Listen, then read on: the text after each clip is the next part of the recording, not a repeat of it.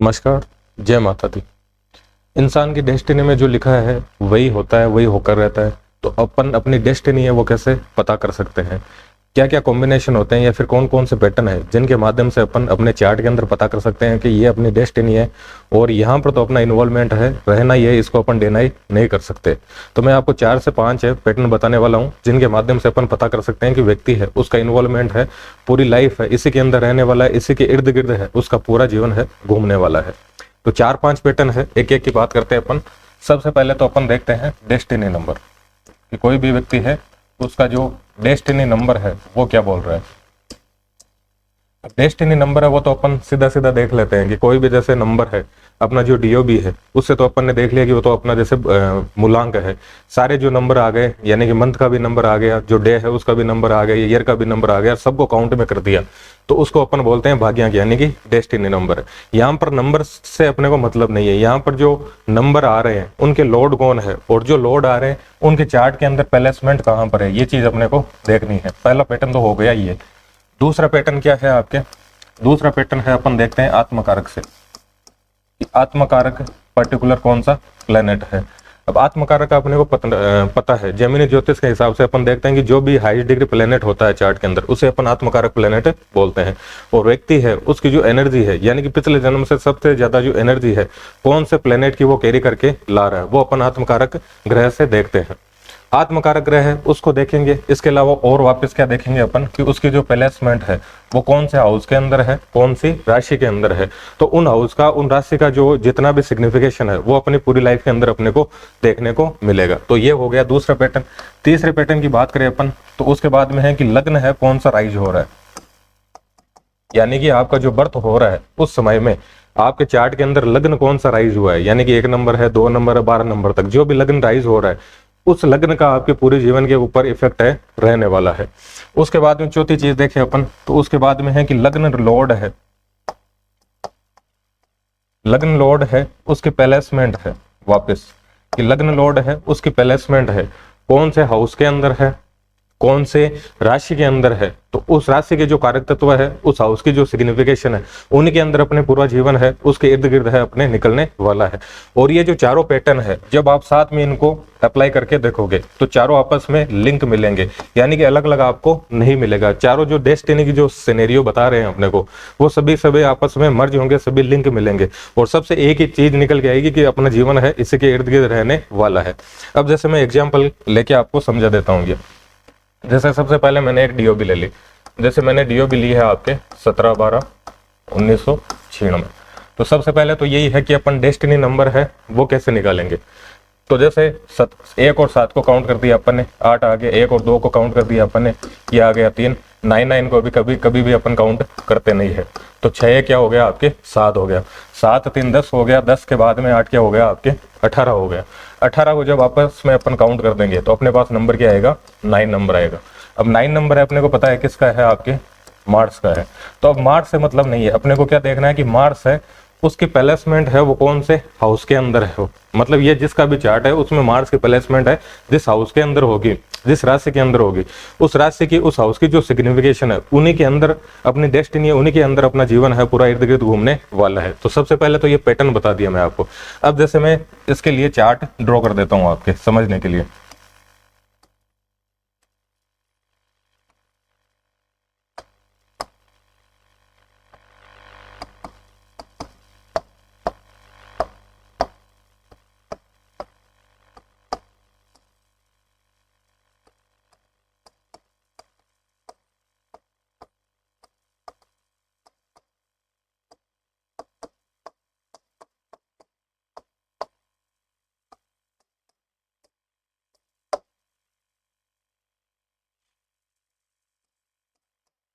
जैसे मैंने ये चार्ट ड्रॉ किया, अब इसमें कौन आ रहा है आपके, जैसे डेस्टिनी नंबर उसका लॉर्ड कौन है, मार्स है।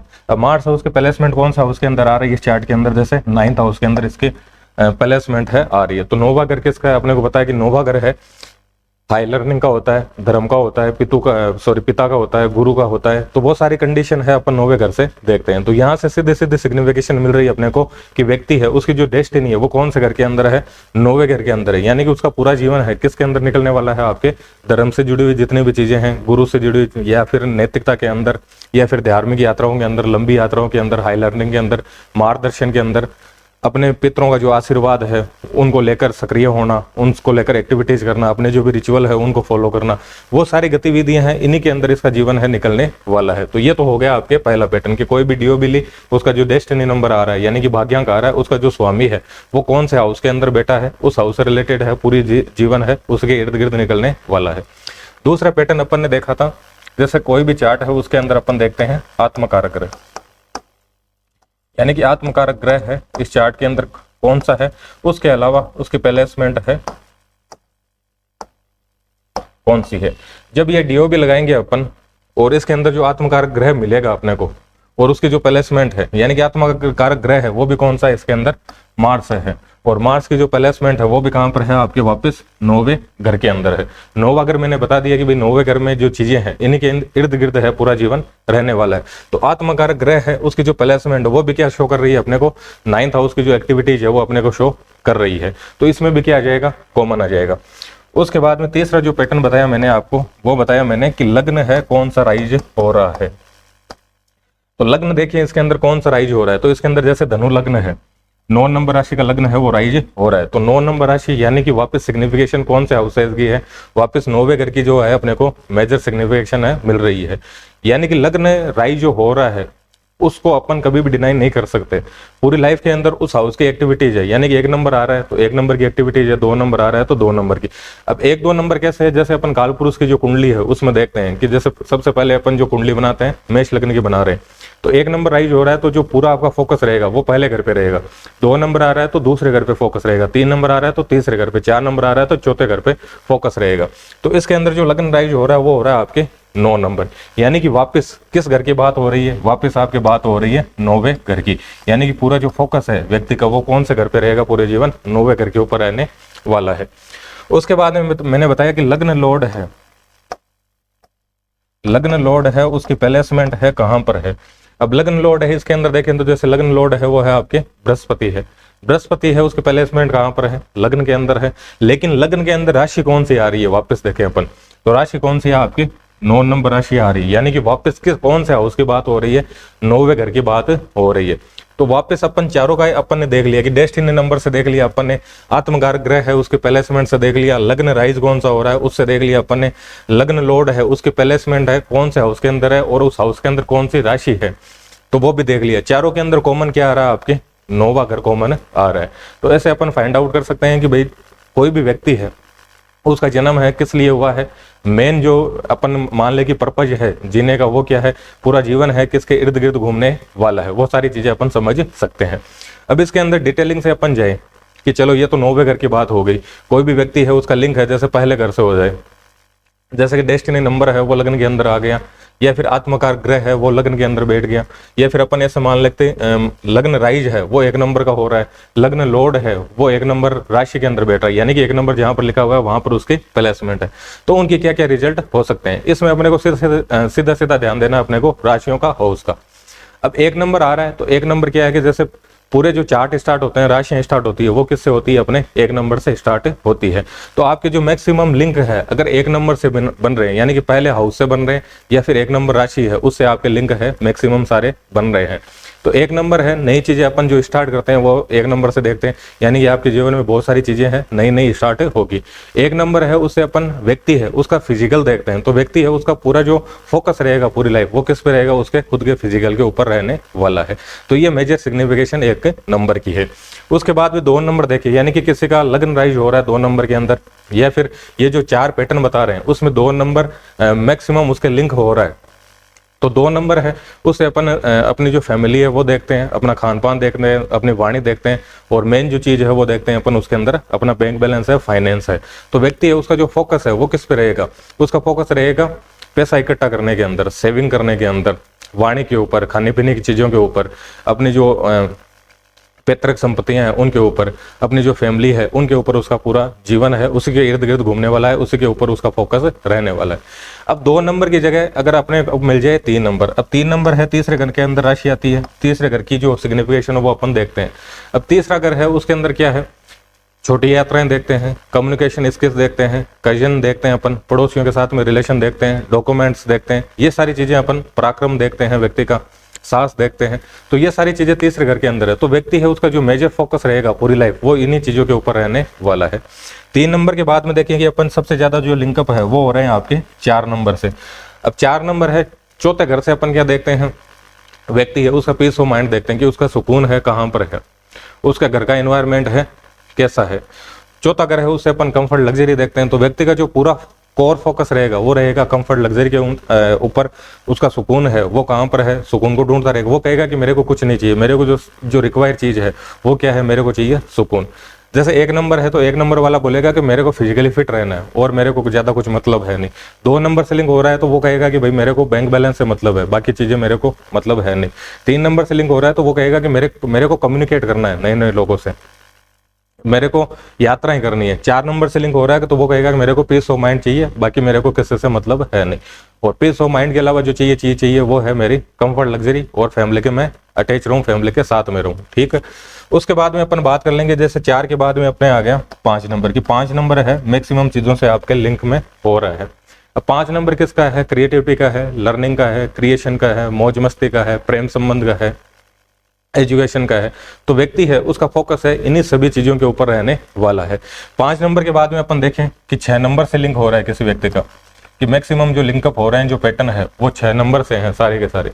तो 6 नंबर है उसके अंदर रोग रिपूर्ण देखते हैं, यानी कि व्यक्ति है उसकी लाइफ के अंदर चैलेंज भी बहुत सारे रहने वाले हैं।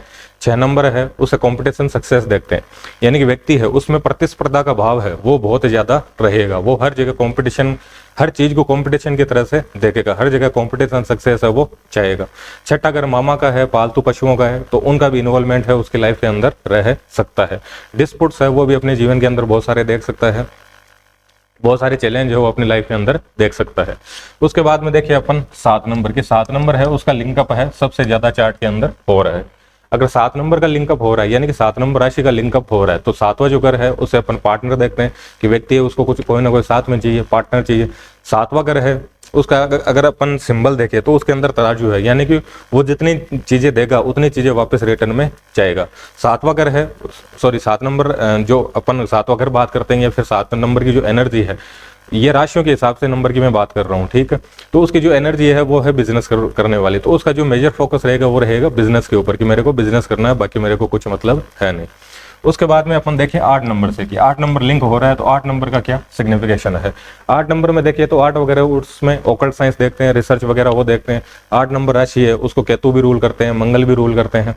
तो 8 नंबर जैसे 8 वगैरह है उससे अपन देखते हैं कि व्यक्ति है उसकी पीड़ा है वो कहाँ पर है। तो एक चीज तो फिक्स हो गई कि 8 नंबर अगर ज्यादा लिंक हो रहा है तो व्यक्ति है उसके लाइफ के अंदर कुछ ना कुछ प्रॉब्लम है वो रहेगी, कुछ ना कुछ दिक्कत उसके बनी रहेगी। इसके अलावा व्यक्ति है उसका रिसर्च है, ओकल्ट साइंस है, इनकी तरफ झुकाव रहेगा, उनके अंदर इन सभी विद्याओं के अंदर जो रहस्यमय विद्याएं हैं इनके अंदर उसका इन्वॉल्वमेंट रहने वाला है। 8 वगैरह है जीवन में जितने भी अचानक चीजें होती है वो सारी देखते हैं, तो व्यक्ति है उसके जीवन में अचानक कुछ ना कुछ घटनाक्रम है होता रहेगा। 9 नंबर है, पहले ही बात कर चुके हैं अपन, 9 नंबर गुरु की राशि है, धर्म की राशि है। तो व्यक्ति है उसका जो फोकस है वो रहेगा, मेनली जो फोकस रहेगा वो रहेगा धार्मिक जो गतिविधियां हैं उनके ऊपर, धार्मिक यात्राओं के ऊपर, धर्म से जुड़ी हुई एक्टिविटी है उनके ऊपर, हाई लर्निंग के ऊपर, गुरु का, पितरों का कैसे आशीर्वाद लिया जाए उसके ऊपर मेन जो फोकस रहेगा वो रहेगा उसका धार्मिक गतिविधियों के ऊपर। उसके बाद में अपन देखें कि किसी के राइज हो जाए 10 नंबर, यानी कि 10 नंबर है उसका लिंकअप है सबसे ज्यादा हो जाए। तो 10 नंबर है प्रोफेशन का है, स्टेटस का है।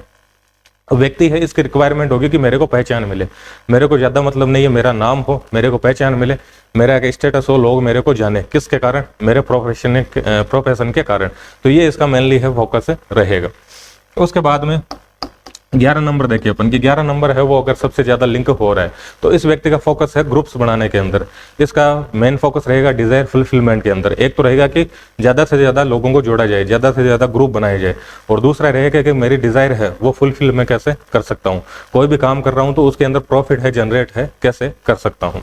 उसके बाद में करें अपन 12 नंबर, 12 नंबर है सबसे ज्यादा लिंक हो रहा है तो इसका फोकस है आइसोलेशन के अंदर कि मेरे को अकेला रहना है, दूसरों की मेरे को रिक्वायरमेंट है नहीं। इसके अलावा मेरी रिक्वायरमेंट है मोक्ष, यानी कि मेरे को मोक्ष चाहिए तो मैं फालतू के कर्मों के अंदर मेरा इन्वॉल्वमेंट ना हो, लिमिटेड कर्म करूँ, लिमिटेड लोगों से मिलूँ जुलूँ और फालतू का इधर उधर का मैं कुछ भी ना करूँ। तो ये अपन 4 तरह के पैटर्न है जिनसे अपन देख सकते हैं कि जैसे डेस्टिनी नंबर है, आत्मकारक ग्रह है, उसकी प्लेसमेंट है कौन सी राशि के अंदर है, कौन से हाउस के अंदर है, लग्न राइज कौन सा हो रहा है, लग्न लॉर्ड है उसकी प्लेसमेंट है कौन सी राशि के अंदर है, कौन से हाउस के अंदर है। ये मल्टीपल कॉम्बिनेशन है, अपन चेक करके अपन पता कर सकते हैं कि अपना जीवन है पूरा किन चीजों के इर्द गिर्द घूमने वाला है। धन्यवाद।